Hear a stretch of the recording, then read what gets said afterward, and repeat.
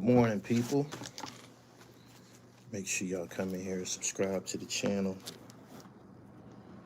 Hit the notification bell, the top notification bell, so you get all the notifications when I'm uploading new content. Make sure you go to the website. Get this 100% natural wonder herb, TRIFECTA. You need this in your body. Men over the age of 35 especially.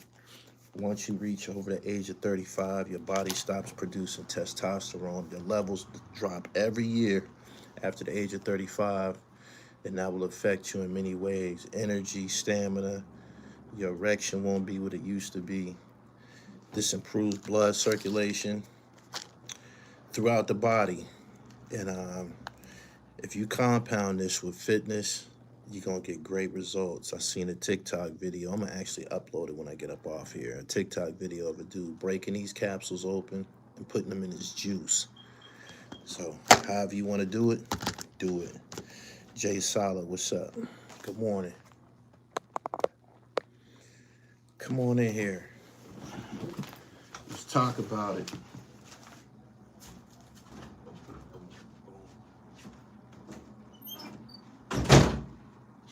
Let's talk about it. Got a couple things I want to talk about. Make sure y'all follow me on Instagram at @gullytv_. I know I lit up the timeline with my opinions about Hit Boy and Nas. They having a little public thing. Well, Hit Boy made a public statement stating that, you know, he was kind of disgruntled with his exchanges with Nas. Recently, he hasn't spoke to Nas in 3 years, and he will never work with Nas again. And what I got out of that was I was glad. I wasn't a big fan of what was going on between Nas and Hit Boy, and a lot of people disagreed with me. That's your prerogative. We all got different things that we be looking for in music, but check this out, right? Whenever the discussion comes up about Hit Boy and Nas's music, people mention Magic and King's Disease. That's 2 out of 6 projects. That's not a good number. That means it wasn't good. That's what I'm trying to stress to y'all. Y'all act like y'all just gonna give them an overall rating based on 2 offerings. 2 out of 6 ain't good. That means they batting average together wasn't any good. You got it? He said, heck no, Durk is cooked. This is why I say that OTF Jam is providing Durk with his only escape route. One thing about when you get on a stand for the prosecution, if you decide to get on a stand for the prosecution or defense, you put yourself in the line of fire for cross-examination, right? And all the defense has to do is raise some doubt in the minds of the jurors. And OTF Jam is in as much as trouble as Durk. I mean, shit, there is murders involved. He's in as much as trouble as Lil Durk. So he would have an incentive to get up there and try to save his own life. And what will he do to save his own life? He gonna tell a motherfucking jury whatever the prosecution told him to say. He's gonna sensationalize shit. He's gonna lie and a bunch of other shit, right? And one thing about a lie, often liars forget what the fuck they said. During the course of investigations, you write statements. These statements get notarized and a bunch of other shit. Long time ago, I wrote a statement for somebody's defense in a homicide case to get somebody off of a case.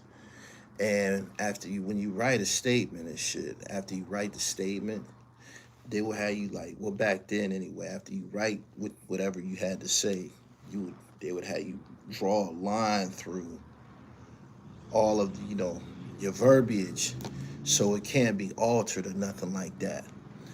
When it's time for the the defense team to cross-examine him, it could get very interesting. All they got to do is trip him up, catch him up in lies, anything that will expose his credibility, and this whole case can turn fast.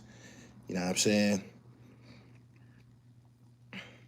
THRU need to earn every dollar for Durk to have a chance. The feds want this dude out the way completely. Yeah. I agree. I agree with you. I agree with you. But again, this is going to play out in real life.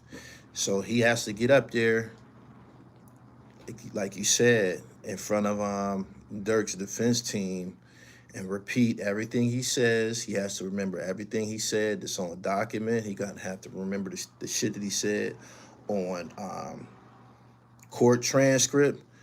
I got tripped up on a stand in a case of my own, and I was warned not to get up there. You get up there and you think you about to outsmart 4 or 5 different prosecutors. You don't just be up against the district attorney, you know what I'm saying, that's actually gonna question you. You be up against his paralegals and 2 or 3 other lawyers who worked on the case. And they sitting down, they writing shit, they writing different strategies, and you trying to outthink all of these highly trained professionals. And he gonna find out.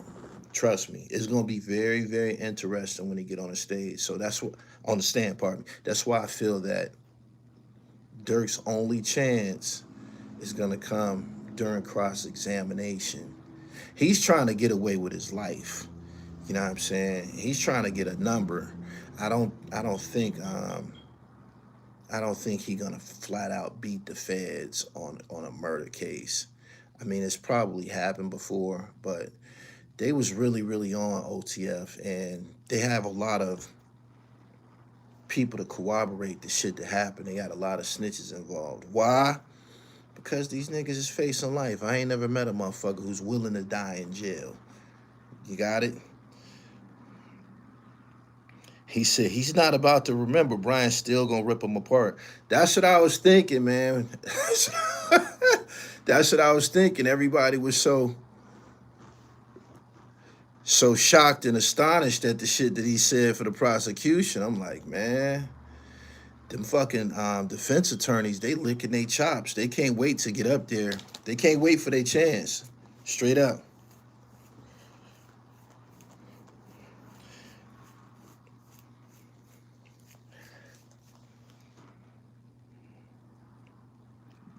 Gully, he has the best lawyers money can buy.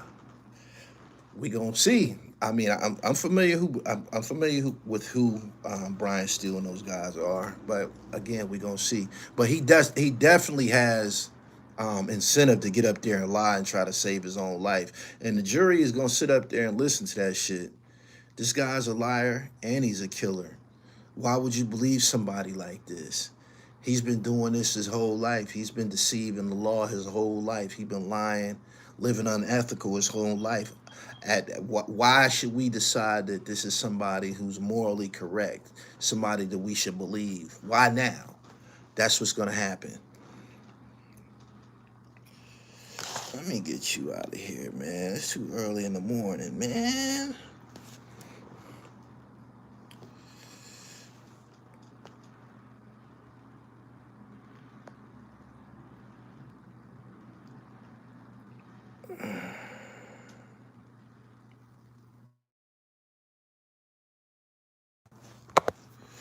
All right. Brian Steele's gonna kick his chops with this dude. It's either you or me. Sincerely, the streets. I was they calling him OTF Jammy.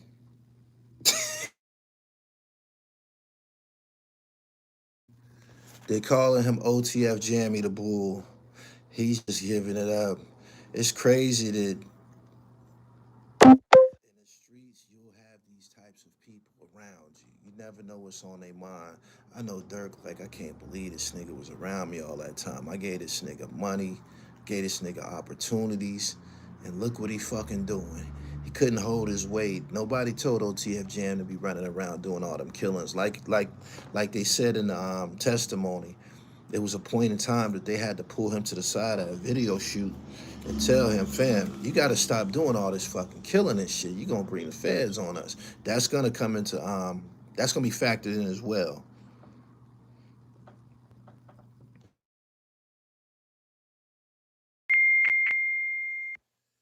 These dudes dumb. How are you texting about hits like they can't pull every phone call, let alone tie it all together with the amount of cameras they have around the city?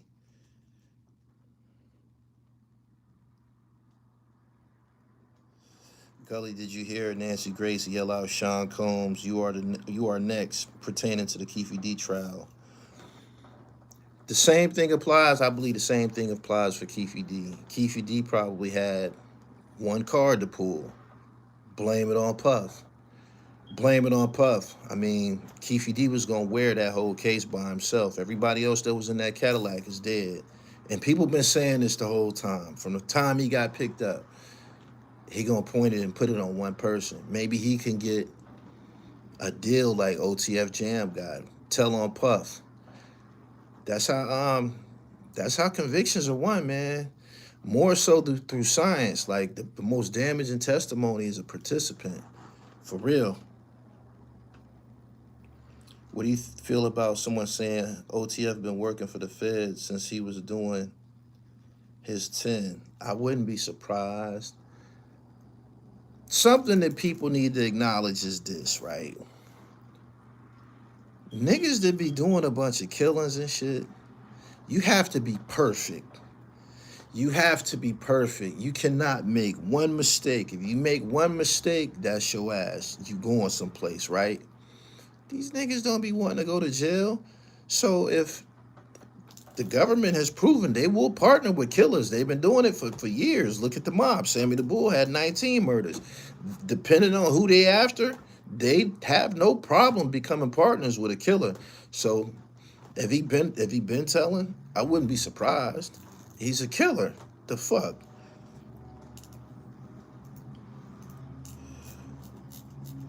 Keefe said it himself. He's going to tell on everyone involved. He already pointed out Diddy in interviews. Diddy not coming home. More charges coming. All they need is the payments, the transactions to prove the payments was made. Well, the plane tickets was definitely paid for by a company card. That's public info. Company credit card. That's public information. We've known that since last year. That's the paper trail right there. You also got the text message of Durk telling him not to do it. Why would you be telling them not to do it? These are company cars. This is business, right? Legal business. Look at Durk's last few songs that year before he got locked up. He changed his lyrics up. He was trying to change. You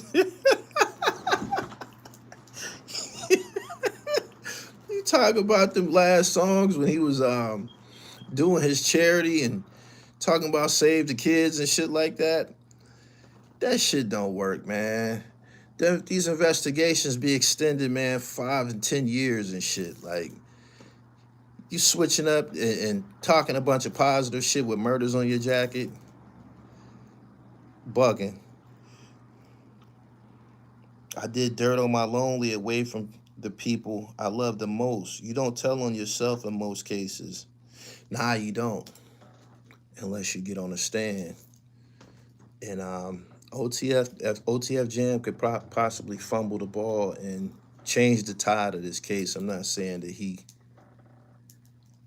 will lead to a not guilty situation, but all Durk want to do is duck some of these murder cases. It's my understanding that after this situation with the feds, he still got another superseding indictment, a case in Chicago. So he probably not never coming out.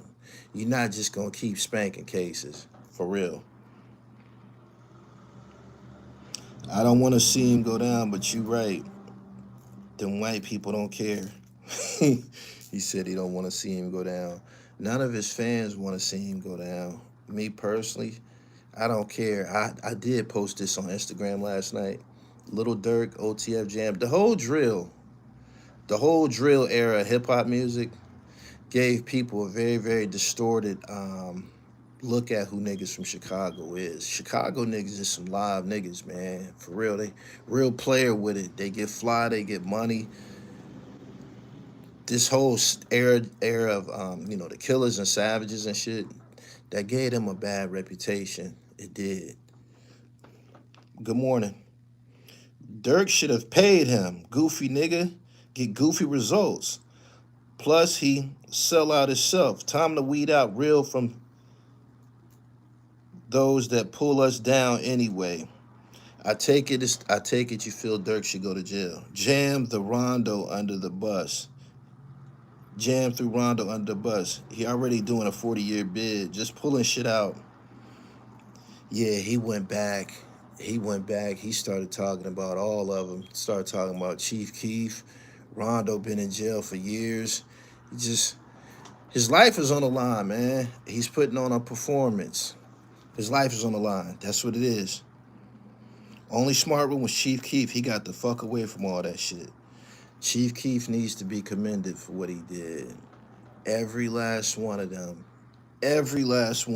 met destruction, whether it was incarceration, one of these, RICO cases and shit, or they ended up getting killed. I think Fredo took an overdose.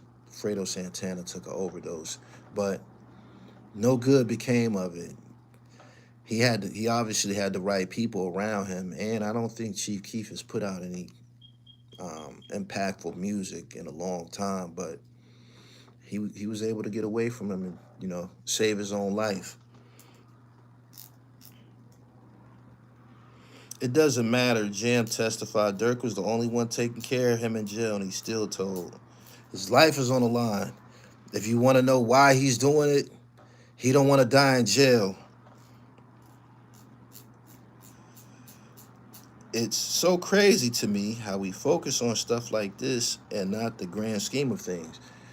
This platform, this is a hip hop platform. If you're looking for something else, you probably should go to Willie D, or what's homeboy name that they just got caught? They just caught him running around in ladies' panties and shit like that. I forget the dude's name. Y'all know that nigga I'm talking about. They just busted him taking pictures in ladies' panties. Go to his platform. Another acronym goes down. OTF, YSL, YFN, YBC, OBH, etc. Yeah, all the acronyms going to the penitentiary. PEN. Yeah. Rashad, good morning to you. Talking about Rondo and Keith too. Rest up, Fredo Duck. Too many to name. Durk was really a warlord out here. Waiting to the next trial.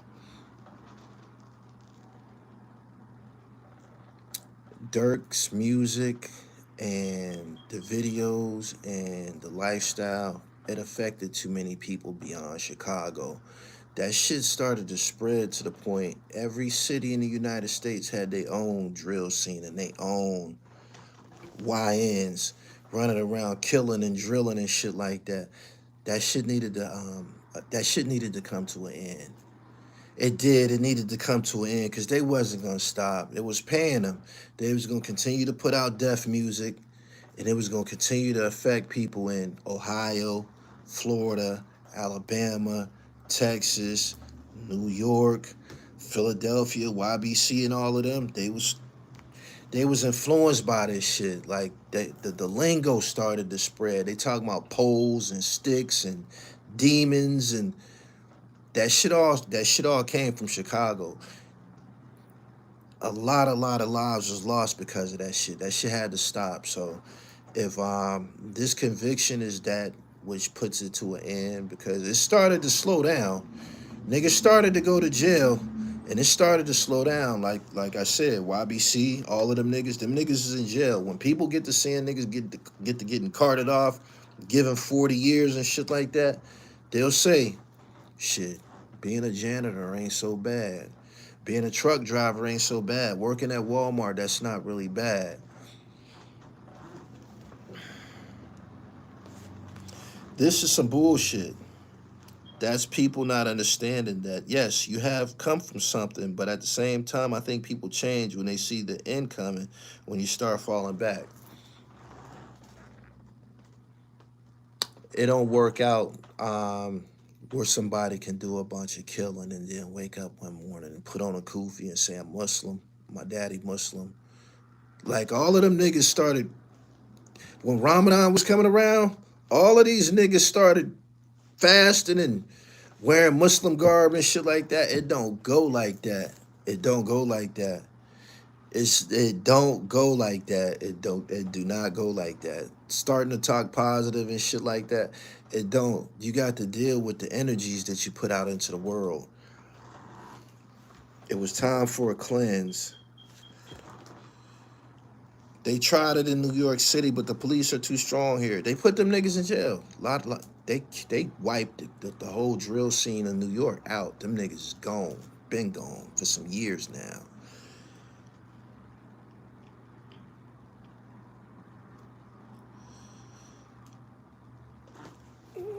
It's no stopping this shit. It spread like the first wave of gangster rap in the late 80s. Drill is just another iteration of gangster rap. I disagree with you. I disagree with you. I disagree with you. The gangster rap that preceded these guys didn't come with no murders. It didn't come with no murders. Them niggas that was putting out gangster rap was getting robbed and shit and all type, was dealing with the same turbulence as everybody, as regular Joes. Was nobody getting killed. Scarface and them was rapping all that crazy shit. Nobody was getting killed. NWA, Ice Cube, and all of them, they was talking a bunch of crazy gangster shit. Nobody was getting killed. I can't speak for MCA. He from Cali. I don't think it was nobody getting killed around Spice One. I believe SIBO was active. But nah, this is two totally different things, man. Two totally different things entirely. A lot of the Ice-T is identified as one of the forefathers of gangster rap. He ain't been involved in no killings and shit. You see where his career at. He's an actor now. So nah, that's not true. This new generation, these niggas was really putting shit the fuck down. Straight up. Like it's hell nah. Some people can say that Mobb Deep was like a gangster rap group. You read Prodigy's book. Them Queensbridge niggas was putting Prodigy through hell. He didn't shoot anybody. So, nah, I reject that point of view. The smart guy is a liar. No way you turn into a pro and get a title shot with zero amateur pedigree. What the fuck boy think? He's Damien from Creed 3.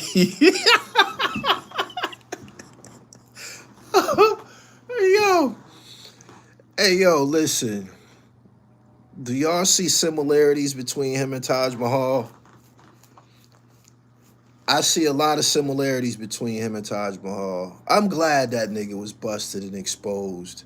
I don't know why niggas come to the internet and try to change their identity. The biggest audience in the world is online. People that know you is online. They gonna tell on you.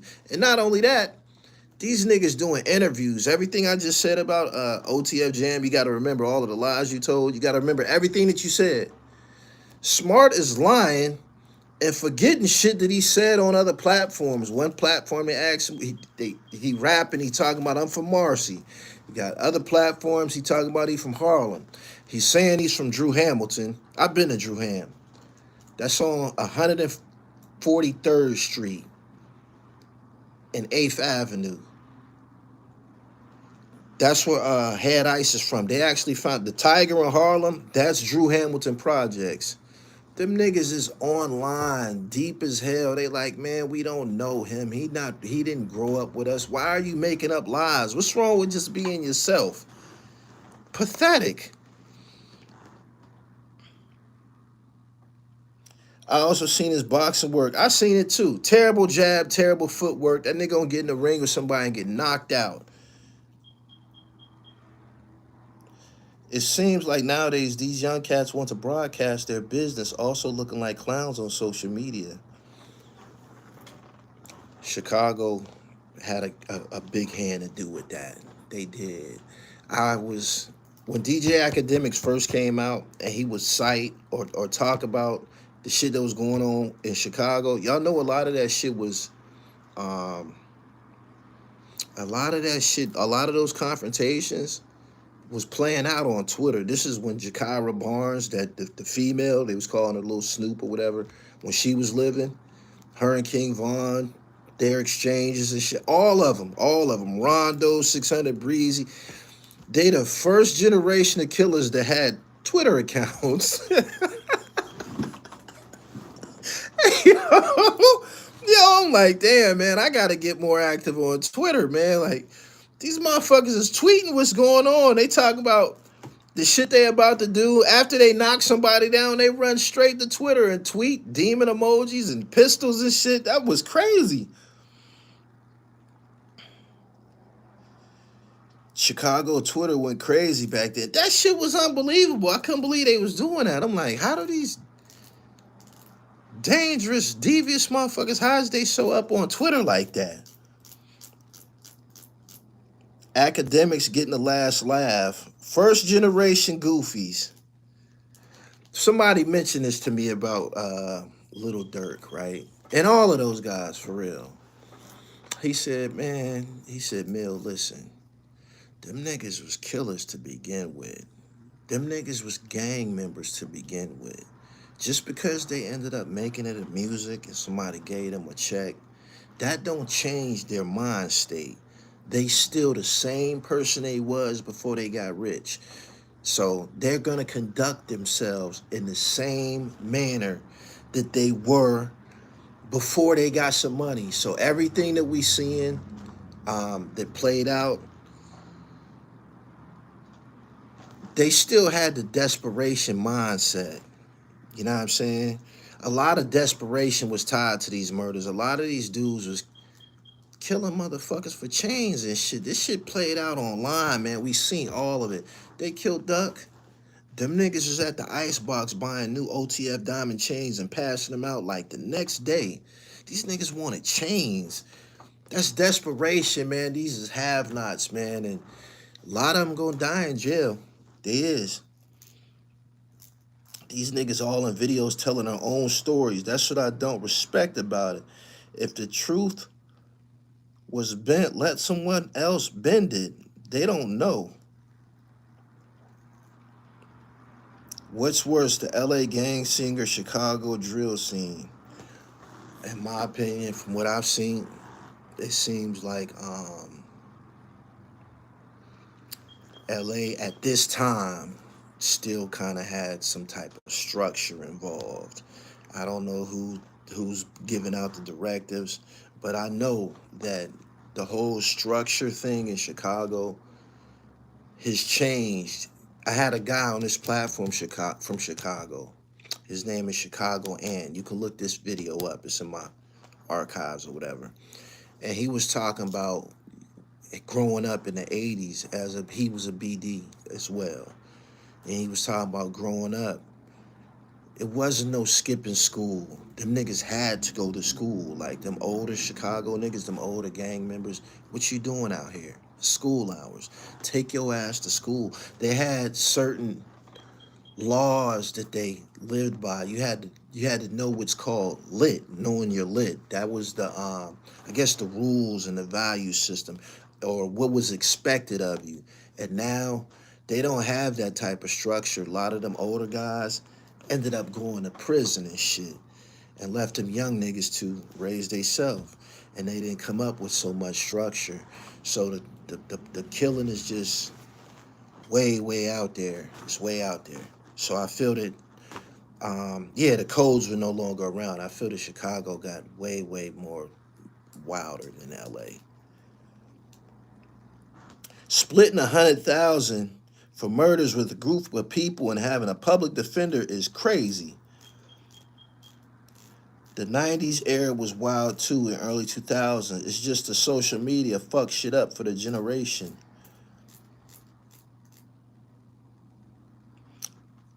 When I seen him on IG talking about he the hardest puncher ever and he fighting for the title, I knew he was capping. He think he's Lomachenko and Damian Diamonds all in one. I'm glad that they busted him. I'm glad that they busted him. I worked it hard, very, very hard. Traveled all over the world, went through camera after camera, uh, computers crashing. I've been doing this shit since dial-up internet. I went through a lot to get in position. When somebody just pops out like Smart did, and he didn't have no, it wasn't no like real footprints to his work. They just make you say, who is this cat? Why is he so outspoken? Where is this coming from? Is he an author? Like, did he write a book? Or does he have a curriculum? It'd be something tied to it that will give you an air of legitimacy.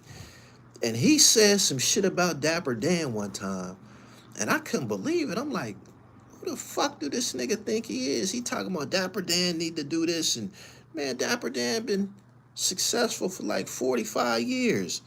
The fuck are you talking about? What have you done besides run your mouth? When he did that, I started to look at him with the side eye. And then after that, he was telling this story about stabbing somebody about a laundry bag. Let me tell you something. I don't glorify it, but I've been in the penitentiary. Them niggas that be, I don't know, dangerous or tough and shit like that, they don't be in prison starting trouble. They don't have to. Their reputation precedes them. You feel me? The most dangerous niggas in jail. Ask somebody. The most dangerous niggas in jail. The most dangerous that everybody know what's up. Them niggas be sitting down playing chess. Drinking tea or coffee. Them niggas be well-read, educated, soft-spoken and shit like that. You wouldn't believe the shit that you hearing about this motherfucker. He just be chilling and shit. But everybody know he ain't gonna stab you about no goddamn laundry bag. Like, them niggas be also comfortable doing their bid and shit. You know what I'm saying? They be comfortable. They be jailing and shit. Nobody trying to go to the hole. That's something else that's bizarre to me. Who the fuck brags about going to the hole? That's how he got busted. Telling a lie about going to the hole. Who goes to the hole? Like, who wants to go to the hole? Who wants to go to the hole? He named himself Smart. Good to see you back. Great content. I've been working on my album. I've been working outside of the live stream capacity. Just so y'all know,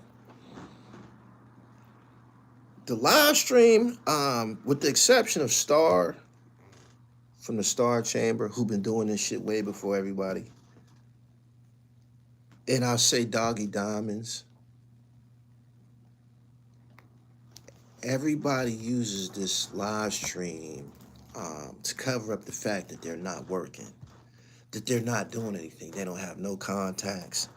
They're not capable of creating content from scratch. You can just get on here and talk. You know how many niggas I fed over the years who did nothing but talk about my videos? Interview Sean Branch. 1,000 niggas get online and get to talking about Sean Branch. Interview Haitian Jack. 1,000 niggas get online talking about Haitian Jack. I did the Jam Master J murder case. 1,000 niggas get on and talk about that. They not putting in the footwork. They not getting on no flights. They not, you know what I'm saying, arranging no interviews and shit. They just run their mouth. How can you be a messenger for a law, but an assassin for the devil? I need y'all to get the likes up, man. It's almost 400 people here this morning. Get the likes up. I don't ask for much. I watch y'all give all of these niggas ask y'all for Cash App donations and y'all give it to them. I don't ask y'all for none of that. This platform is self-sustained. The currency is liking the video. When you like the video, it sends the video off into the search engine like a rocket. Hype the video or like the video. Do that for me. It's a relief to them. All that killing and being on the run is stressful. The moment that they get bagged, knowing the shit that they've done, you know what they doing? They go to sleep. They use lives to hide their lackluster channels. Facts. I would like to see you interview Oskino because you know how to ask all the right questions and do legit journalism work. I could have. I actually was in Philly a couple months ago, and I sent the text. O called me back for us to do the interview, and I was asleep because I had. This is the weekend that I interviewed DJ Clue. I was supposed to interview Oskino that night, and I fell asleep. I got O number. I'm in contact with him and Nafis. It could happen. My thing is, if someone is all over the internet, it actually make what I do hard, because more than likely they've already told all of the interesting details to their story. That puts me in a position because I want to bring you something good. Do you think it's over for Durk? He got an uphill battle, and I believe that the only opportunity that he has for him and his defense to change the tide of this case is when cross-examination comes up. That's the title of this video. When cross-examination presents itself,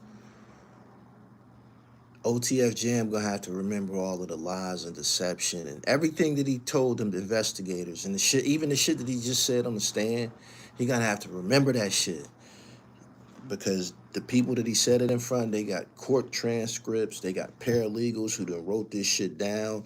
They've had over a year to prepare for the case. OTF Jam is just getting up there. He don't have no practice. He don't have no, those district attorneys and shit like that, they practice what they about to do to you. They rehearse at the law firm. They rehearse with the defense team. They'll take one paralegal and say, get up there. You're OTF Jam, and I'm going to cross-examine you. They practice for this shit. Do y'all know that? I do, because they put something on my ass back in the day. They practice, and if you think you're going to get up there and outwit, outsmart, outmaneuver, out-dialogue a highly trained professional who's been rehearsing this moment, you bugging. Watch. If you think the case is entertaining now, watch when cross-examination comes. That's when the party gonna start. Straight up. He will fold under cross-examination. That's how they get trapped up. Hell yeah. You gotta remember that. How you feel about Yada saying give your woman 200,000? Insanity. Just another one of these scammer dudes, man. These niggas be lying like a motherfucker, man. And somebody put in my comments, yo, it's entertainment. Let these guys entertain. It's a difference between lying and entertaining, I believe. Most people are able to entertain with God-given talent. You know what I'm saying? Or something that they perfected after a while. These niggas be lying like a motherfucker, man. That nigga smart. You have no talent. You could rap a little bit, but you're not too much above average with the rapping. So therefore, you run around from platform to platform talking this positive shit. Why? You can't talk no gangster shit, and that's what you want to say. That's who he want to be. He wants to be a gangster. He wants to talk gangster shit. That's how he got busted, talking about he was in Southport box. And then he got on his Instagram and said, yo, I mixed up the boxes that I was in. Who the fuck forgets? Who the fuck forgets what jail that they was in? That's impossible. How do you forget what jail? Listen, right? If I can remember my state number from 1997, DF 5973, if I can still remember that now, how the fuck do you forget what institution that you were in? How do you say I was I was in Alcatraz. How do you say that by accident? And then get caught and say, no, I got my jails mixed up. Nah, man, you told a fucking lie. You never forget a state number of jail. It's impossible. It's embedded in your mind. When he said that, like, you gonna just continue to lie. He's finished. He's finished. He's finished. He's finished. He's finished. He's finished online. It's only gonna get darker for him on here. Straight up.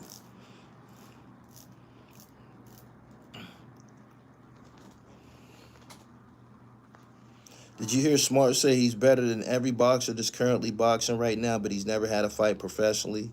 Delusional, man. It's a form of mental health.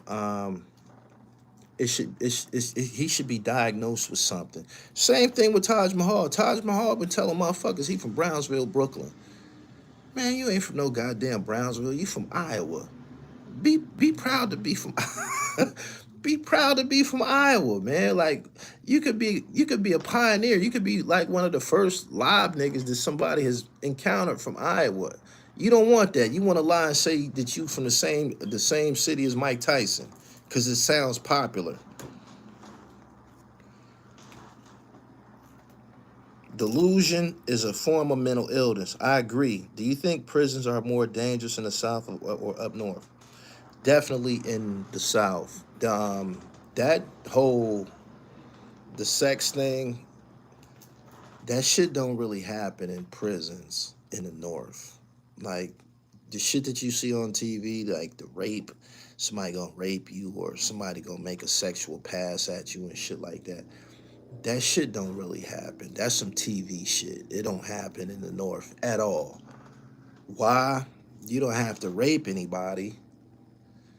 Because them niggas over there, they running around looking like women. You got niggas in jail running around with rollers in their hair and lipstick on and shit like that. Why would you don't have to rape anybody? He's over there fucking for free. Them niggas right over there at the fence. If that's what you into, going over there with the blades. You don't have to do that. Them niggas in the South, that's some whole other shit. Like I did my whole bit. I only seen one cutting in 80 months. I never seen no knife, me personally.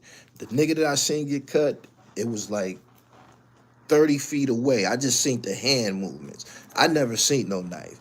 You know what I'm saying? I seen blood, but I never seen no knife. Them niggas be making videos, dancing around with their knives and shit like that. That shit wouldn't be allowed in the North. That they got something called the CERT team. They coming to get you. They is with your knife. They coming to get you. Come in there with them turtle suits on and shit. They gonna come put your ass in a hole. They gonna put your ass in a hole, man. And that's where you gonna fucking be. You gonna I seen niggas be in a hole so long they come out and they lost all of their color. I was in Albion with a nigga named Manny. He was a basketball star. They had been telling me that this nigga was gonna give me some work the whole time I was up there. Where he at? He in the hole. Man, this nigga finally got out the hole, man. This nigga was so pale. Void of sunlight. This nigga hadn't been in the sunlight so long, man. This nigga was pale, man. He lost his color. That should have changed a motherfucker, yo. He said, yeah, I seen that. CERT is definitely coming. How do they be hiding them swords? No shakedowns. They said they don't have enough COs down there and shit. Like I said, he's still stuck on a narrative that money equal gangster. You never forget the jail and or the time frame for years. Even when you transfer, you'll remember that shit. Down to a detail. Anybody that brags about jail is a weirdo. That nigga's a weirdo. He's like, yeah, man, I was in jail. I was stabbing and cutting. This is the last I'm going to speak on this, right? Today, anyway. When I was doing time, them niggas was not cool. Them niggas that go to the hole and shit like that, them niggas was not cool. Them niggas was not cool at all. I never seen a nigga that was playing the hole with a sneaker game. We was having sneaker wars in population. Nothing was more important than sneakers and Timberlands. We was having sneaker wars. They had JL Marcus and East Bay. If you wasn't copping, if you wasn't running around with 6, 7 pair of kicks, you was nothing. And them niggas that was going to the hole, they wasn't out long enough to get no rotation. Like, who wants to go to the hole? Like, them niggas was some state boot wearing, wrinkled uniform ass niggas, never have a haircut. We all had waves. We battling with waves. See who got the best 360 waves. We battling to see who's in the visiting room the most. Them niggas that was going to the hole and violent and shit like that, they were so not cool. I'm telling you, they were so not cool. Man, we used to be out. Nigga come from the hole pushing his cart, looking a mess. Pushing his cart, niggas be looking at him like, okay, you out, huh, pimp? Welcome back. Them same niggas that just pushed that cart on the block, within a few days, you'll see him walking down the walk, handcuffed, going back to the fucking hole. That's mental health. That's retardation. We call them crash dummies, but now they glorify being crash outs.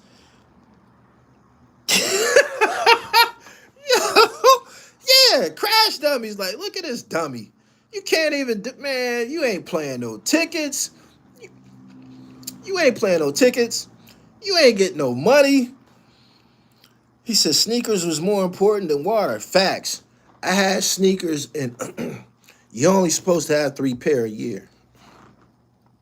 I had sneakers and other niggas sales and shit. Like, I might have had it might have been a nigga who's a smoker or something that I knew from the streets. He ain't buying no sneaks.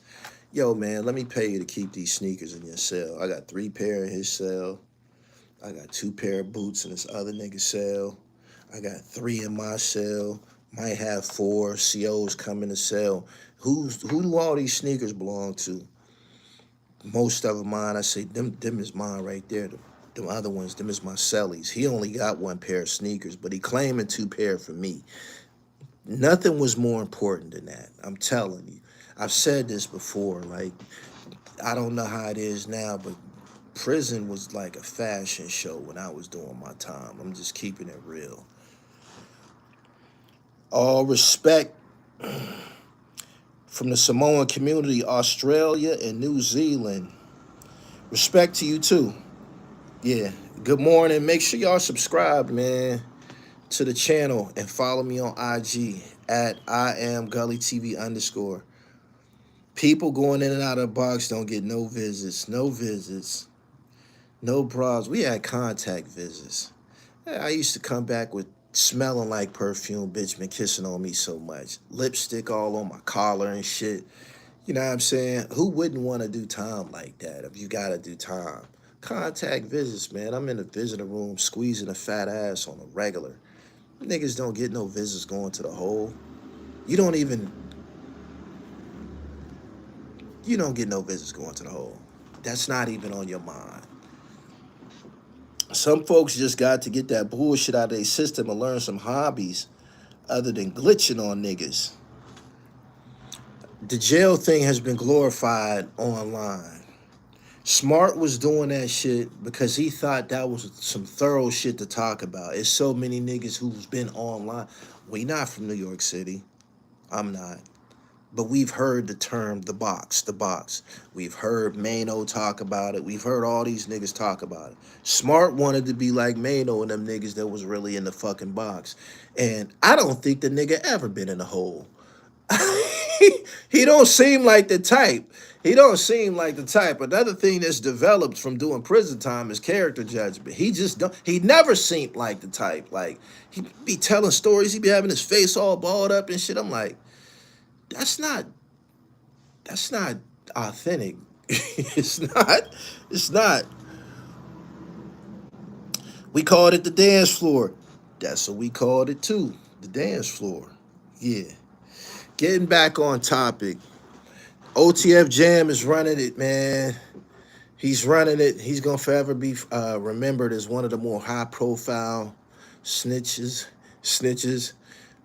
In this day and age, snitching don't really got no stigma attached to it like that anymore. It don't. I mean, it's only bad to the nigga being told on. 6ix9ine is still online doing his thing. He's still running around with money. Little Woody, He's still online. Got a bigger following than me.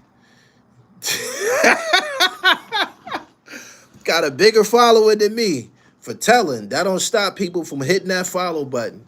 So there's no stigma attached to it.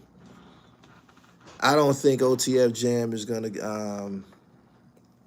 I don't think he gonna be out here no time soon, and it's probably gonna be dangerous for him wherever he go. But hey, Jammy the Bull. How long you think Durk gonna get? If he's convicted, he gonna be in the penitentiary to the sunburn out. He is, and he probably will be segregated. This is a federal case. He could be in ADX because he has influence over a lot of people. They don't be wanting them type of niggas in population. It's an overwhelming amount of black men going to trial. Keefy D, Lil Durk. We watched the Diddy thing play out. Big U is up next. Big U. Big U. Sweetie. You up next. Big U is up next. Big U, they gonna, ooh wee. They caught Big U trying to have a witness killed. Big U is going to Big U in a lot of trouble, y'all. He is. Big U is he's going to the upper room. He is. He said, I didn't think about ADX. Jammy the Bull could always retire to Atlanta. I don't think Atlanta would be safe for him. He's too high profile, man. There's a lot of Chicago niggas in Atlanta. It is. Don't think it ain't. They're going to make an example out of Big U. I don't know when his trial is. I know he just got caught trying to solicit other inmates to kill a witness in his case. And they told on him. So he's probably booked his ticket to ADX. We still hear a lot of the rotten shit to Big U. Big U was very devilish. That's a nigga that don't belong in society. He preyed on black people. He don't belong out here. Y'all like the video. Whack 100 says 60 plus people getting down on Big U. Big U was the West Coast version of Preacher. Ooh wee. He in a lot of trouble, man. That's for sure. I don't feel sorry for him. Nigga was preying on black people, yo. I don't feel sorry for Big U at all. I didn't like there's a video, he did an interview with somebody, it might have been Drink Champs, and he was talking about, yeah, I called Nipsey and told him, come on, you gotta come get this discipline. Discipline? Nigga, who the fuck you think you is? Discipline. Bugging. Bob James looked terrible at the Keefy D trial. He got the Santana teeth. That's what happens with the streets. The streets, Hov said it. The streets will take a young nigga and give him an old face.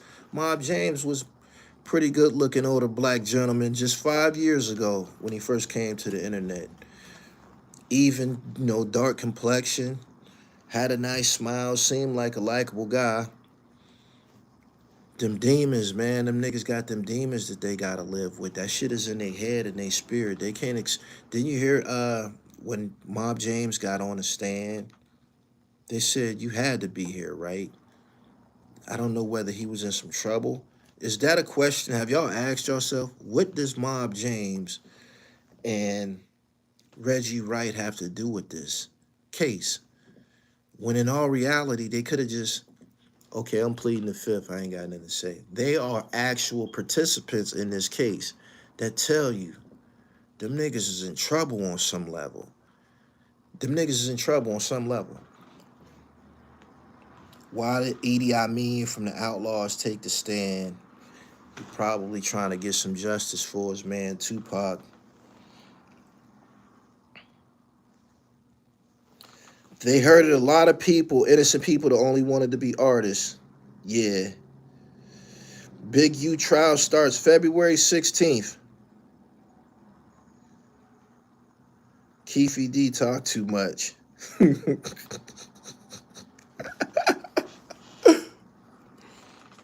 They were the main ones talking about on that podcast. I think it was a terrible mistake when the streets, the real streets, started to come to the internet. Me, I believe I had something to do with it because it started to escalate heavily after I interviewed Haitian Jack. Before me, there was Troy Reed. Shout out to Troy Reed, the godfather of gangster documentary content, right? But I think Troy had only interviewed AZ and Larry Davis. Yeah. And AZ wasn't really no gangster all like that. He was a hustler. So let's say that Larry Davis was one of the only ones that told his story. Troy Reed interviewed him from jail. I interviewed Haitian Jack. So many gangsters reached out to me and started messaging me, emailing me, calling me, wanting to tell their story. And the difference between Haitian Jack and the rest of these guys who wanted to talk was Madonna, Gianni Versace, and Tupac. Haitian and Wyclef. Haitian Jack was a part of the entertainment business. He even had production credits for an artist named Governor. He was an R&B artist. Haitian Jack was a Goonie, but he was in the entertainment business in some capacity. The rest of these niggas, they was just regular street dudes. They just wanted some notoriety. And it just started to escalate. Um, Queens Flip put them blood niggas on his couch, and then the internet really went haywire. It really went haywire. Alpo had a tie to, Alpo took Biz Markie and I believe LL Cool J to go get them big ass rings they had on. Alpo hung out with Teddy Riley. Again, he was dating Misa Hilton. He had some like ties to the entertainment business. And not only that, there was a movie made about him, Paid in Full. The rest of these niggas, a lot of them in this book. If you don't have it already, get it. It's on my website, therealdribble.com. A lot of these gangster dudes, they just wanted notoriety. They did. They wanted notoriety. And it drew more and more guys with a gangster background to the internet, and niggas just talk and talk and talk. I believe before Queens Flip put them blood niggas on his couch, I think it was a guy from Cali named Kev Mack who kind of put out like content for the guys from Compton and the gang guys and shit. I think his name was Kev Mack. You didn't see so much of the actual participants when Queens Flip put them blood niggas on his couch. Them Cali niggas seen that like, oh, we the real Bloods. We the real Crips. Here they come. Here they come. So that's where you have Mob James and all of them niggas. We the real, the Pyrus and shit that was protecting Suge Knight. We got a real story. And next thing you know, they couldn't just tell their story. Them niggas started platforms. So you're gonna tell these stories regularly. And after a while, I noticed from wearing this hat, you will run out of shit to talk about. You feel me? If I was on here talking about myself, I would have been ran out of content. I've been doing this shit since 2004. I would have been ran out of shit to talk about. These niggas run out of shit to talk about. And what do? I'm gonna tell you something else. I'm gonna tell you something else. I'm gonna tell you something about him. I'm gonna tell you something about him. And the government just sits online and builds these cases. They do. Kev Mack is a rolling 60 from LA. Kev Mack video was the first place I saw a Big U years ago. Shout out to Kev Mack. He's still around. He mainly stick to California, West Coast, and he really from it. That's why I said, let somebody else bend your truth. He said Gangster Williams. That's another guy. Killer. Came to the internet. His story was being Baby's brother. He came to the internet and made it a part of his life. I'm going to continue talking about murders and killings and shit. I actually talked to him on the phone before. He struck me as being kind of player with it. And the discussion that we would have had would have been about Cash Money Records. It wouldn't have been about, a bunch of killing and shit like that. There's a whole bunch of killers on the internet who decided that this was something that they wanted to do with their life. Whoop-de-doo. He said, you don't hear from him no more. He ran out of shit to say. I told you run out of some shit to say. Reggie Wright on Bond First, Gene Deal, Art of Dialogue, Keefy D on Vlad TV, Big U on the Check-In Podcast, all dummies. They definitely built cases for themselves. And they just couldn't stay off the camera. You got Big U on camera talking about you got to check in and a bunch of other crazy shit. I didn't like that nigga. I didn't. I'm glad I was warned about him. I probably would have had an encounter with him because I was moving around LA like that, doing content. I wasn't trying to really fuck with no gang members and shit, but Big U was running up on regular niggas who got regular businesses and shit. That shit does get niggas indicted. TV and the movies always portray hitters like they're stone-faced. Most of them are charismatic and jovial. A lot of these gangsters are one-dimensional. I agree. Yeah. Shout out to Sean Branch. Sean Branch is dropping his second book. I seen the press roll on his Instagram. Shout out to Sean Branch. I've always told people that was my motive for interviewing Sean Branch. Sean Branch was he's a published author. Now he's a 2-time published author. Shout out to Sean putting out some content. I blame Vlad for getting out of control. He went after every broke gangster ever. A lot of them did come through Vlad. I was applying so much pressure. He couldn't keep up. Here's the Christ that came from here. Sean Branch that came through here. Haitian Jack, that shit came through here. I was a Trab from the Miami Boys. He came through here. Vlad had to figure something out. Dexter Isaac, I was applying too much pressure on his ass. He turned around and started paying them niggas. Some cats mean you no good. Some of them cats are pure evil. All these dudes really acted like the hip-hop police didn't exist. They ignored all of the realities that come with this game. They wanted the notoriety, man. They wanted the glory. Listen, it ain't just black folks. If you got Sammy the Bull online, if you got Michael Francis, Joey Molino, they have thrown discretion out the window. These niggas want to be stars.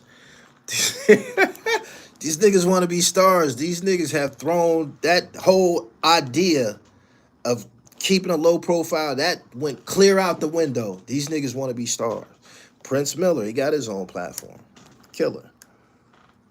You had Dogface first too. You broke the internet with Haitian Jack. The world would never put a face to the name if it wasn't for the dribble. Thank you. You classy with it. That's the difference. Chaz Williams. I interviewed Chaz Williams, prolific bank robber, founder of Black Hand Entertainment. I applied pressure. I did. I applied pressure. It got overwhelming to the point I said, man, this shit is getting too hot. When I got into it with Jimmy Henchman and I started to understand how dangerous this nigga was, I said, it's time to pivot. I started interviewing NBA niggas.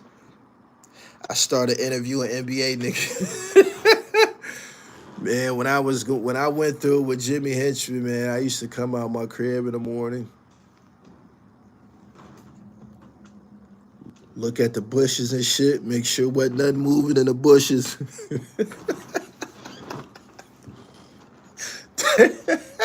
That shit, that shit was serious. Gotta give it to you. You the first guy to interview someone from the city of DC. Niggas were scared to go to DC. They was. Yeah, they was. Them niggas took a liking to me, man. We had a lot in common, man. Conversations about fashion and shit like that. Them DC niggas was throwing it on.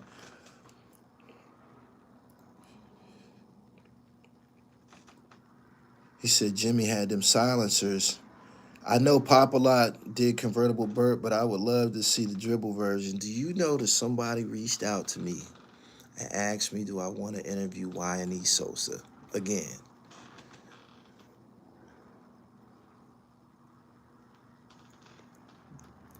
I told him if I did, I'm not coming to Baltimore to do it.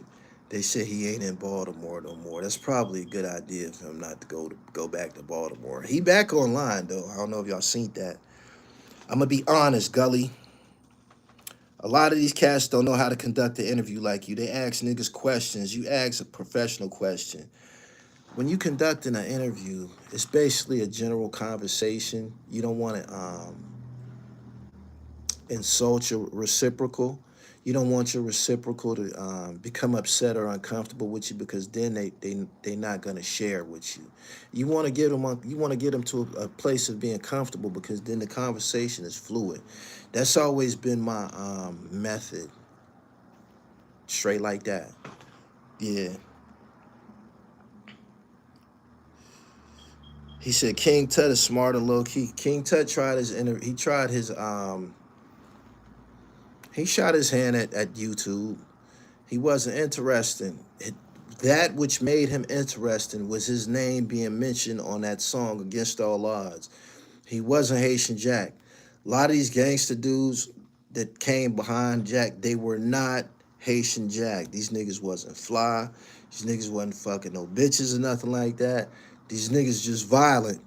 You know what I'm saying? Jack was a different caliber than all of them. He was. So he after the Tupac question was answered, no, I didn't do anything to Tupac. No, I didn't have nothing to do with it. I didn't set him up.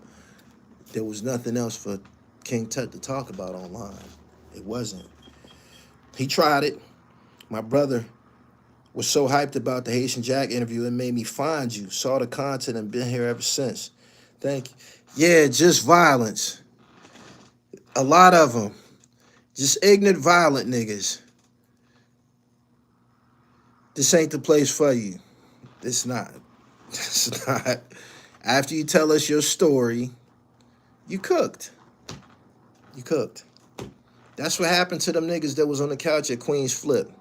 After them niggas told their story, there was nothing else for them niggas to talk about. Them niggas ain't never had no bitches. Them niggas wasn't getting no money. Them niggas wasn't rocking no diamonds. They wasn't hopping out of no fly cars.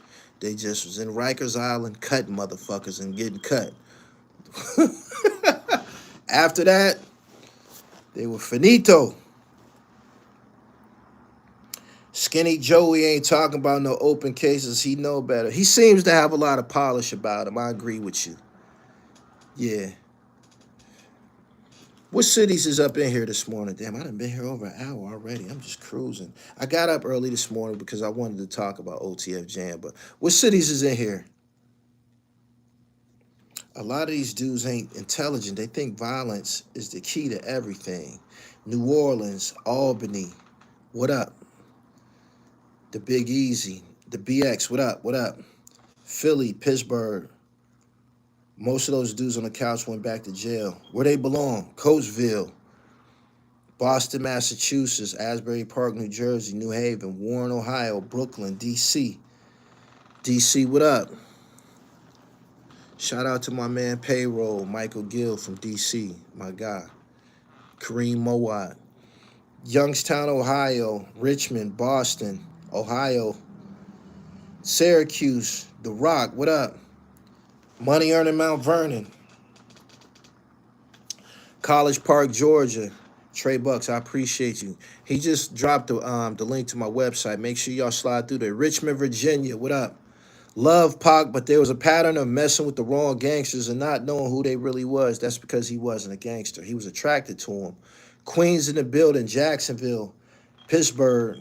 Where's the Hardo interview? That's my little cousin. I just was talking to him on the phone a couple of days ago. It's on his channel. Just type in Gully TV Hardo. It'll pop right up.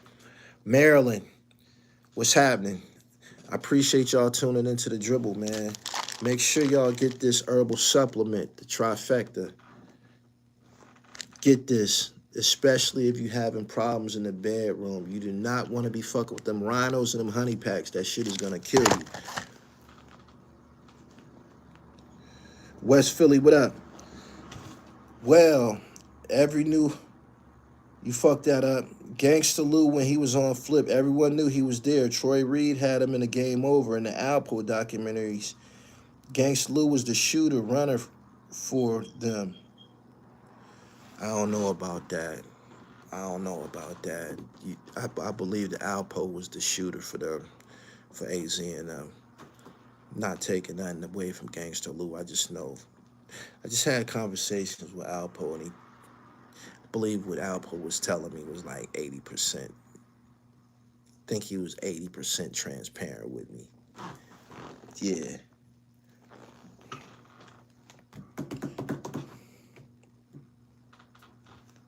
I believe Pink Horsepower settled out because that dude that was reaching out to me about the lawsuit, I never heard from him again. I believe they paid him to go away.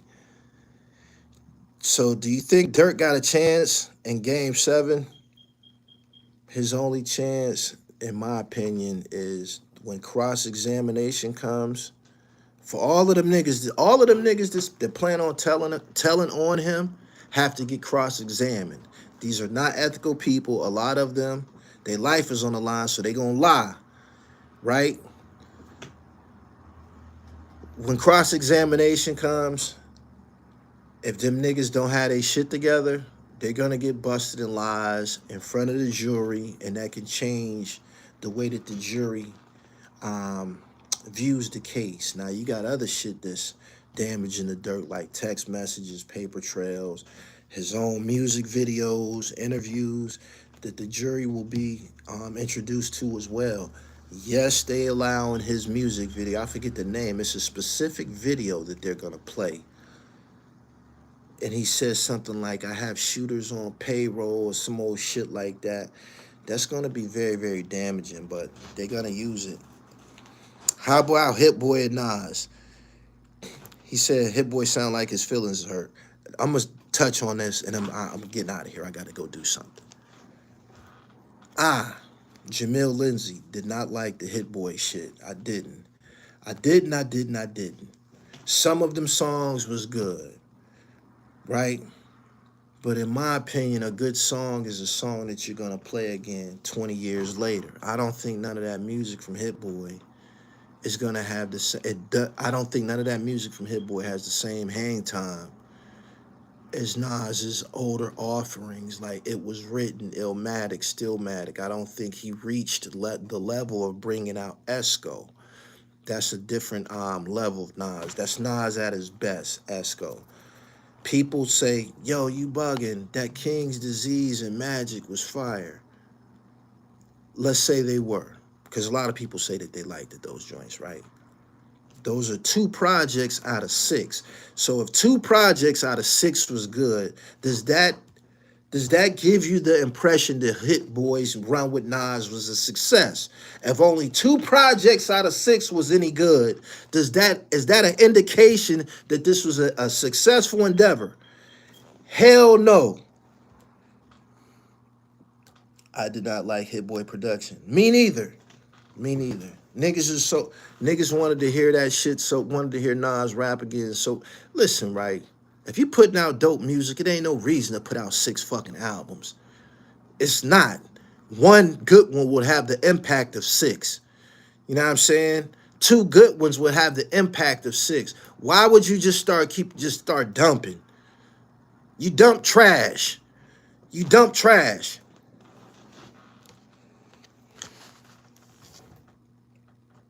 Gully, you saw what Prince said about Gibbs? Yeah, he called him a racist.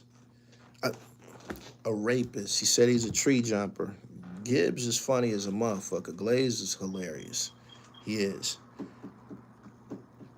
Hit Boy joints was flaming, fam. Tell me what was flaming. And I'm gonna get up out of here. We gonna do this live in front of everybody. Tell me what was flaming. We all listening.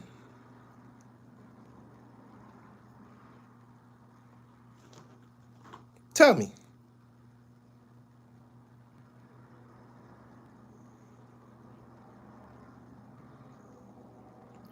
I asked you what joints was flaming, and you mentioned one song. You just proved my point. You just proved my point. I hear you on that, but this era of music, you have to drop albums like mixtapes to stay relevant. Let me answer this for me.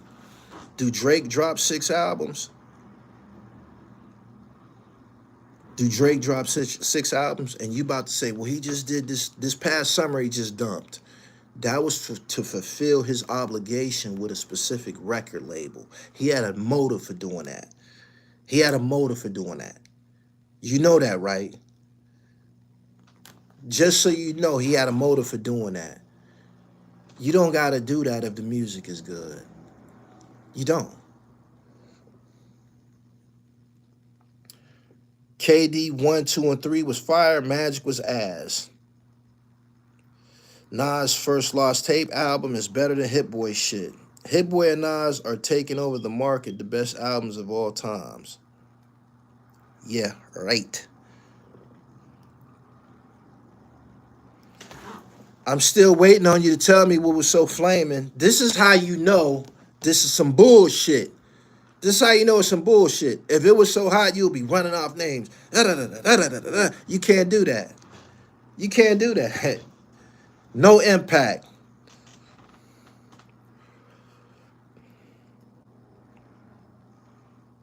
No, he doesn't. But Drake isn't really a rapper anyway. Do you consider him a rapper?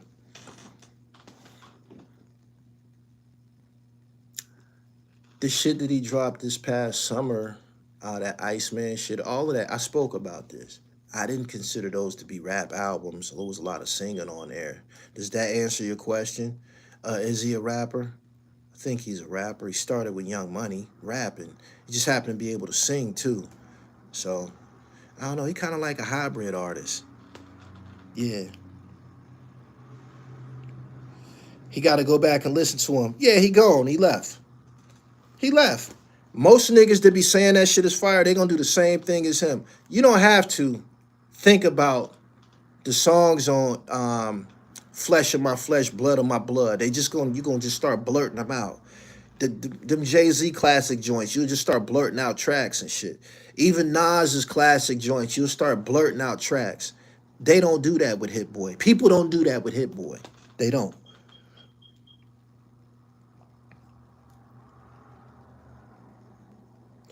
I know this is a little off topic, but I seen that pizza bomber documentary that happened in your city. That joint was crazy. I was in jail with the guy that's supposed to made the bomb. Same block. His name was Kenneth Barnes. I used to see him every day. I used to be mopping outside his cell. I would be like, boom, you blew that boy up. And he was like, I never made any bomb. Rest in peace to Kenneth Barnes. That's all I have, man. Make sure y'all go to my IG, at Dribble Almighty. That's my lifestyle page. That's Jamil. That's Jamil. I am gullytv _. That's my platform. Go to at Dribble Almighty. That's my lifestyle page. That's me in real life. A lot of shit that these niggas be rapping about, you see it play out on my IG page in real time. Go follow me there, man. I follow back. I'm out. Y'all have a great morning. Peace.